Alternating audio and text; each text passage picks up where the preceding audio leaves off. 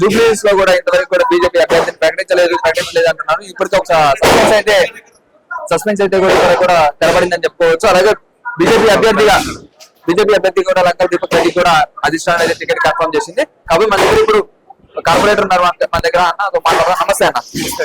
ఎట్లుండబోతుంది BJP వ్యూహాలు ఏంటి, ఎట్లా ప్రచారం చేయబోతున్నారు? తక్కువ టైంలో ఇంతవరకు కూడా అభ్యర్థిని కూడా ప్రకటించలేదు. నామినేషన్ రేపనంగా ఈ రోజు ప్రకటించారు. ఎట్లా చేయబోతున్నారు ప్రచారం? ప్రకటించడం అనేది ఫార్మాలిటీ ఉండే. యాక్చువల్లీ లాస్ట్ టైం మొన్న జరిగినటువంటి ఎలక్షన్ ఆల్మోస్ట్ రీసెంట్ గా జరిగినటువంటి ఎలక్షన్స్ లో ఉన్నటువంటి క్యాండిడేట్ మళ్ళీ డిక్లేర్ చేశారు. సో క్యాండిడేట్ డిక్లరేషన్ అనేది ఒక ఫార్మాలిటీ మాత్రమే జరిగింది వాస్తవంగా. కానీ భారతీయ జనతా పార్టీ శ్రేణులందరూ కూడా సంసిద్ధంతో ఉన్నారు. పూర్తి స్థాయిలో ఆల్రెడీ ఎలక్షన్స్ లో పోటీ చేయాలా, ఎలక్షన్స్ లో భారతీయ జనతా పార్టీని గెలిపించాలన్నటువంటి దృఢమైనటువంటి సంకల్పంలో భారతీయ జనతా పార్టీ కార్యకర్తలందరూ కూడా ఉన్నారు. ఎందుకంటే ఈ రోజు తెలంగాణ రాష్ట్రంలో కాంగ్రెస్ పార్టీ పూర్తి స్థాయిలో విఫలమైనటువంటి పరిస్థితిని మనం చూస్తున్నాం. ఈ నగరంలో కోర్ పార్టీ జూబ్లీహిల్స్ అంటే పాత హైదరాబాద్ లో ప్రధానమైనటువంటి ముఖ చిత్రం ఈ ఏరియాస్ లో కూడా. మరి ఇటువంటి ప్రదేశంలో ఈ రోజు ఎటువంటి డెవలప్మెంట్ తో మీరు చూస్తూ ఉన్నారు. అమీర్పేట్ మెయిన్ రోడ్ పైన కూడా మీరు డ్రైనేజ్ కూడా పొంగిపోలేటువంటి పరిస్థితి, దయనీయమైన పరిస్థితి మనం చూస్తాం. ఇన్ని సంవత్సరాల్లో కూడా వాళ్ళు ఎలాంటి ఇవన్నీ బాగు చేయకుండా అభివృద్ధి చేయలేదని చెప్తారా? అభివృద్ధి చేయలేదు కాబట్టి నేను చెప్పలేదు. నేను చెప్పలేదు.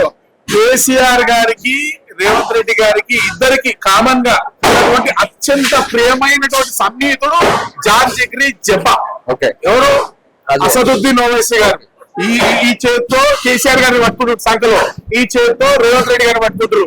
ఇద్దరికి ప్రారంభించాడు ఆయన చెప్పిండు, నేను చెప్పలేదు. ఆయన చాలా క్లియర్, టిఆర్ఎస్ పార్టీ చాలా క్లియర్ గా ఫెయిల్ అయింది. 10 సంవత్సరాల్లో టిఆర్ఎస్ పార్టీ చేయాల్సినటువంటి అభివృద్ధి చేసింది గుర్తొస్తుంది. ఒకటి వర్కౌట్ అయితే అని చెప్పుకోవడం అంటున్నారు కదా. అలాగే నవీన్ యాదవ్ కి కాంగ్రెస్ పార్టీ నుంచి నవీన్ యాదవ్ కూడా ఇచ్చారు. 45,000 ఓట్ల మెజారిటీ ద్వారా గెలుస్తా అని చెప్పి ధీమా వ్యక్తం చేస్తున్నారు. స్పందన ఏంటి? 45,000 ఓట్లు వస్తేమో చూద్దాం. నేను అనుకున్న కాంగ్రెస్ పార్టీకి 45,000 ఓట్లు వస్తేమో మనము తొందరలో పెద్ద టైం కూడా ఎక్కువ.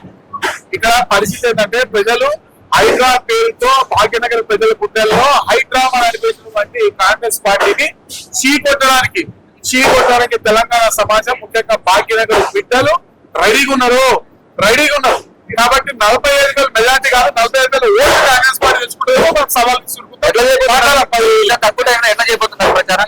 ఎలాంటి వ్యూహాలు చేయబోతున్నారు? భారతీయ జనతా పార్టీ వ్యూహం ఒకటే, ప్రచార పద్ధతి ఒకటే.